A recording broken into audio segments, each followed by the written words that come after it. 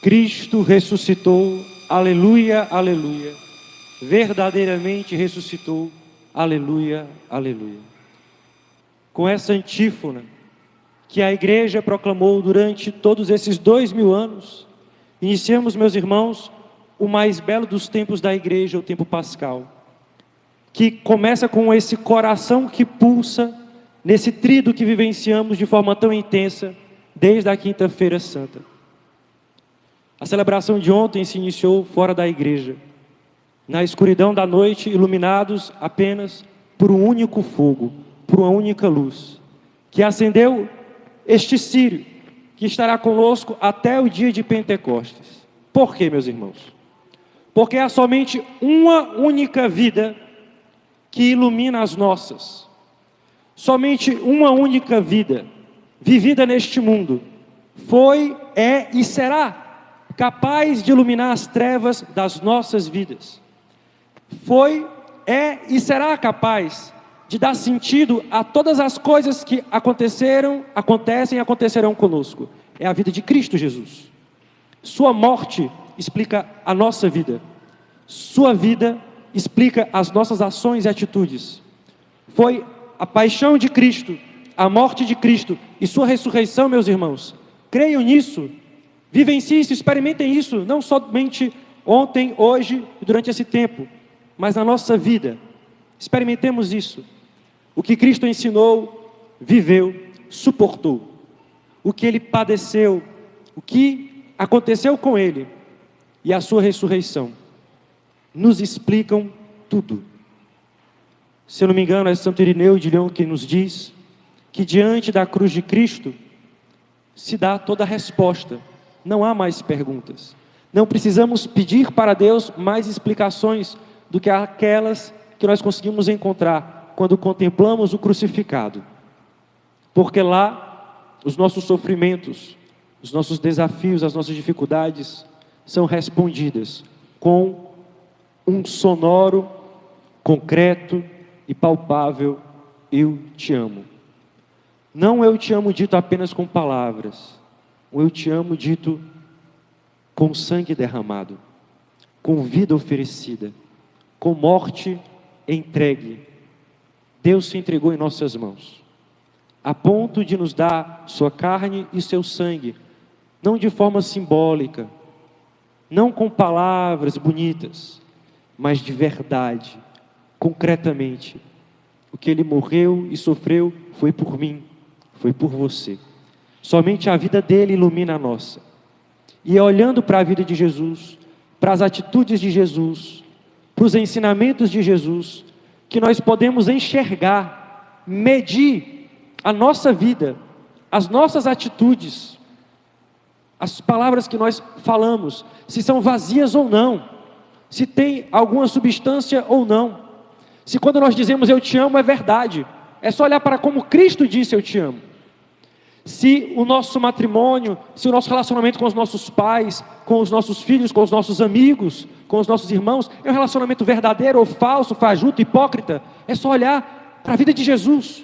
Como Jesus amou Nossa Senhora, como Jesus amou São José, como Jesus amou os seus apóstolos na última ceia e disse: amai-vos uns aos outros como eu vos amei. Não é mais amar só do jeito que eu aguento, não é só amar do jeito que eu sei, do jeito que eu posso. Não, meus irmãos, é necessário empenharmos a nossa vida num esforço constante e perseverante para amarmos como Cristo. Como Cristo. É a vida dele que ilumina a nossa vida e que nos faz enxergar a presença dele. Vejam, a fé que nos vem pelo ouvido, porque é necessário que alguém nos diga: Deus é assim, Deus fez isso, para que nós possamos crer. A fé que nos vem pelo ouvido nos liga uns aos outros a Jesus. Sem a fé é impossível agradar a Deus. Mas não é fé em qualquer coisa, gente. Não é fé do jeito que eu gosto, do jeito que eu quero. Ah, senti isso aqui eu acho bom, isso aqui eu gostei, então tem a presença de Deus. Não é assim, meus irmãos. É a fé verdadeira.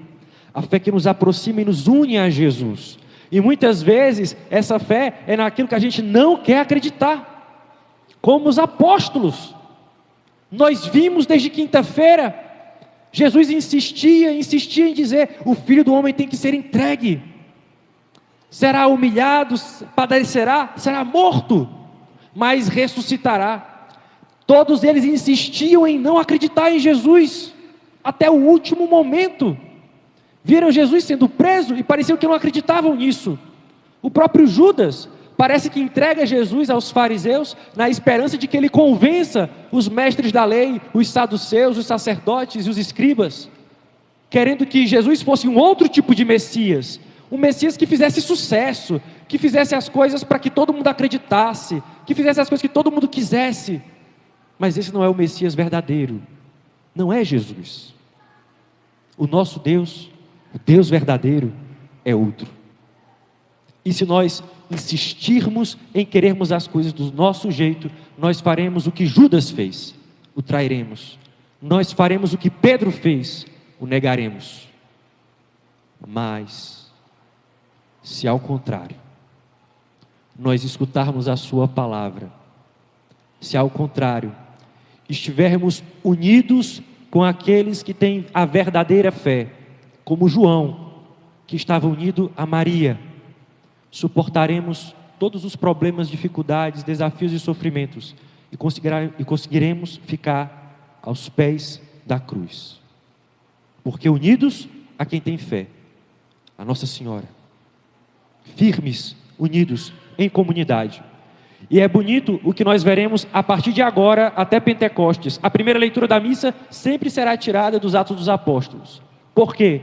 Porque a igreja, meus irmãos, a igreja católica, apostólica, essa igreja, a verdadeira igreja, a igreja de Cristo, ela nasce com uma pedra fundamental. A pedra que foi rejeitado é a pedra fundamental da igreja. Que pedra é essa? Cristo, morto e ressuscitado. Por quê? Nós só cremos que Jesus é Deus, só cremos que Ele ressuscitou. Só existem cristãos neste mundo, só existe Sagrada Escritura falando que houve um tal Jesus de Nazaré que morreu e ressuscitou, porque houveram homens e mulheres que viram, escutaram, comeram, tocaram em Jesus ressuscitado, espalharam isso pelo mundo afora.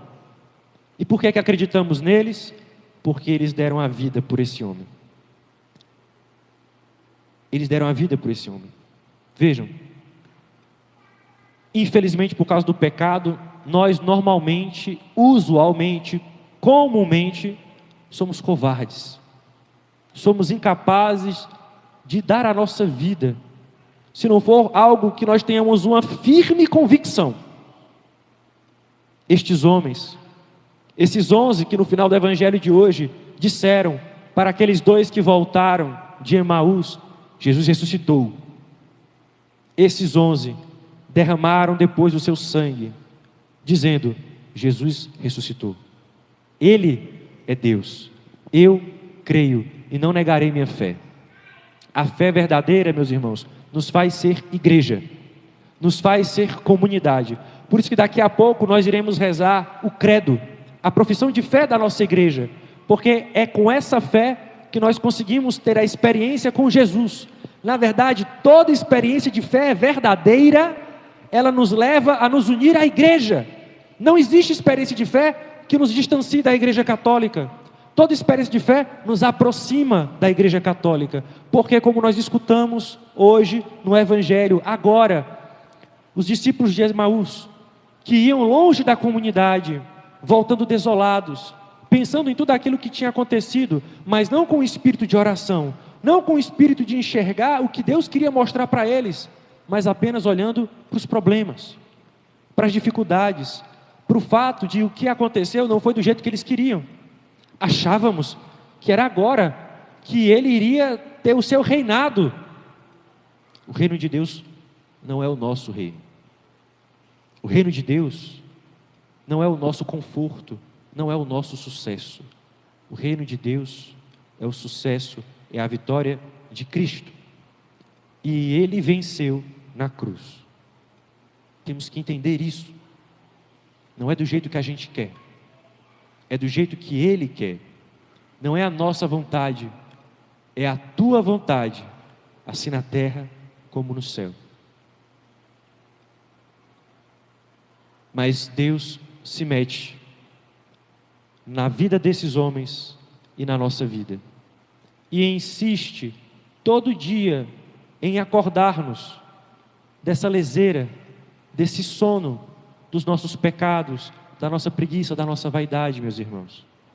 Ele quer nos mostrar como Ele nos ama e como Ele quer nos dar uma vida nova, diferente. Mas para que nós tenhamos essa vida nova, essa vida diferente, você tem que esquecer essas baboseiras que você escuta no Instagram, no TikTok da vida. Não é sucesso, não é falatório de coach, não é apenas sucesso do jeito que o mundo quer oferecer para nós, meus irmãos. É a comunhão de fé.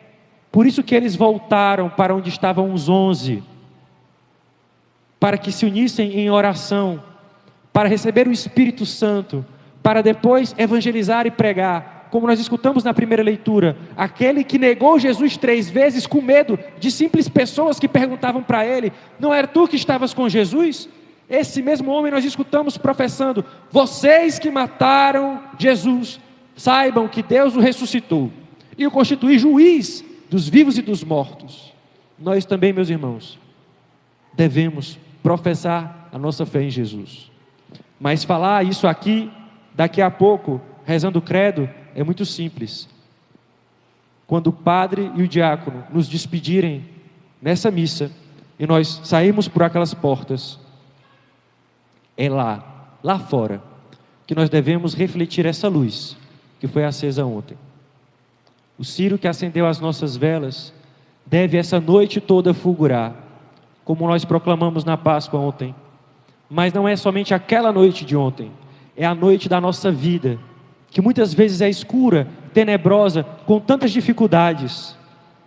Mas, se nós escutamos a voz de Cristo na nossa vida, os nossos corações se aquecerão e se acenderão com a luz do Espírito Santo, porque nós, lá fora, devemos ser como Jesus, na nossa casa, na nossa família, com os nossos irmãos, no nosso trabalho, no seu matrimônio, devemos ser a luz de Cristo.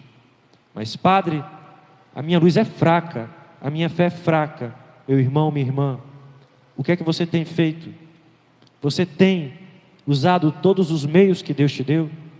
Seja sincero, não seja hipócrita. Você está rezando todo dia? Rezando direito?